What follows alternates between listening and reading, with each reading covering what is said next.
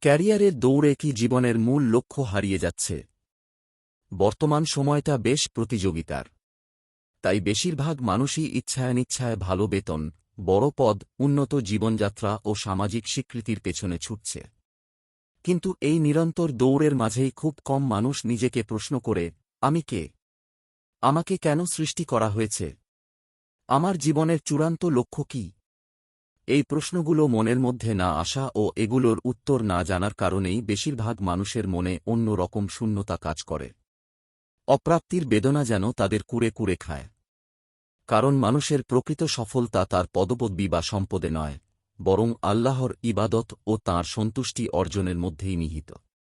পবিত্র কোরআনে মহান আল্লাহ বলেছেন, আমি জিন ও মানুষকে শুধু আমার ইবাদতের জন্যই সৃষ্টি করেছি। সূরা জারিয়াত আয়াত ৫৬।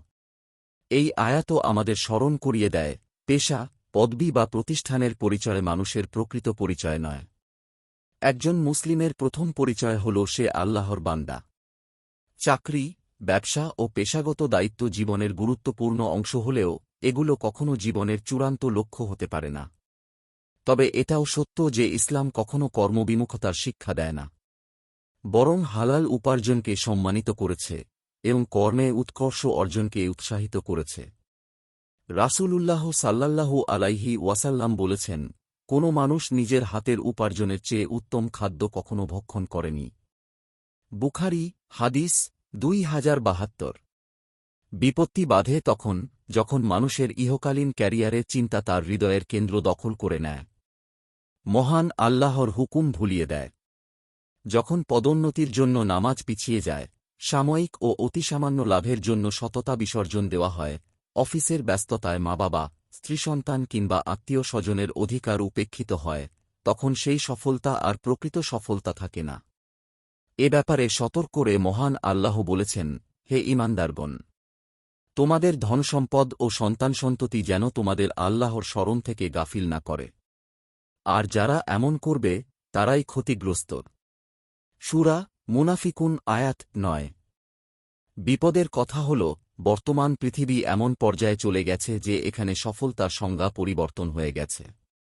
এখানে বড় বাড়ি, উন্নত গাড়ি, বেশি বেতন কিংবা উচ্চ পদকেই সাফল্যের মানদণ্ড মনে করা হয়। অথচ মানুষের দুনিয়ার জীবন খুবই সংক্ষিপ্ত। তার পরকালীন জীবন অন্তহীন। যে জীবনে শুরু আছে, শেষ নেই। যে জীবন থেকে পালানোরও কোনো সুযোগ নেই। সে জীবনে যারা সফল হবে, তারাই মূলত সফল। পবিত্র কোরআনে আল্লাহ তাআলা বলেন, যাকে জাহান্নাম থেকে দূরে রাখা হবে এবং জান্নাতে প্রবেশ করানো হবে, সেই প্রকৃত সফল। সূরা আলে ইমরান আয়াত ১৮৫। এই আয়াতও আমাদের শেখায়, পৃথিবীর অর্জন ক্ষণস্থায়ী, কিন্তু আখিরাতের সফলতাই চিরস্থায়ী। তাই একজন মুসলিমের উচিত প্রতিদিন অন্তত একবার নিজের বিবেককে প্রশ্ন করা, আমি কি আমার প্রকৃত দায়িত্ব পালন করছি? আমার উপার্জন কি সম্পূর্ণ হালাল? আমার সিদ্ধান্তে কি সততা ও আমানতদারিতা রয়েছে? আমার কর্মব্যস্ততা কি আমাকে আল্লাহর স্মরণ থেকে দূরে সরিয়ে দিচ্ছে? আমার সিভি যত সমৃদ্ধ হচ্ছে, আমার আমলনামাও কি তত সমৃদ্ধ হচ্ছে? যদি কেউ এই প্রশ্নগুলো নিজেকে করে প্রতিদিন নিজেকে সমৃদ্ধ করতে পারে, তাহলে আশা করা যায়, তার জন্য প্রকৃত সফলতার পথে থাকা সম্ভবে। কারণ কিয়ামতের দিন কিছু জিনিসের হিসাব দেওয়া ছাড়া এক পাও নড়া যাবে না। রাসূলুল্লাহ সাল্লাল্লাহু আলাইহি ওয়াসাল্লাম বলেছেন, কিয়ামতের দিন আদম সন্তানের ২ পা এক চুলও নড়বে না, যতক্ষণ না তাকে তার জীবন কোথায় ব্যয় করেছে, তার যৌবন কিভাবে কাটিয়েছে, তার সম্পদ কোথা থেকে অর্জন করেছে এবং কোথায় ব্যয় করেছে, এবং সে তার জ্ঞান অনুযায়ী কতটুকু আমল করেছে, এসব সম্পর্কে জিজ্ঞেস করা হবে। তিরমিজি, হাদিস ২৪১৭। আখিরাত ঠিক না রেখে গেলে দুনিয়ার কোনো সফলতাই সফলতা নয়। পবিত্র কোরআনে মহান আল্লাহ বলেন, সেদিন ধনসম্পদ ও সন্তানসন্ততি কোনো উপকারে আসবে না, উপকারে আসবে শুধু সেই ব্যক্তি, যে আল্লাহর কাছে বিশুদ্ধ হৃদয় নিয়ে উপস্থিত হবে। সূরা আশ-শুআরা আয়াত ৮৮-৮৯। মহান আল্লাহ আমাদের সবাইকে প্রকৃত সফল হওয়ার তাওফিক দান করুন।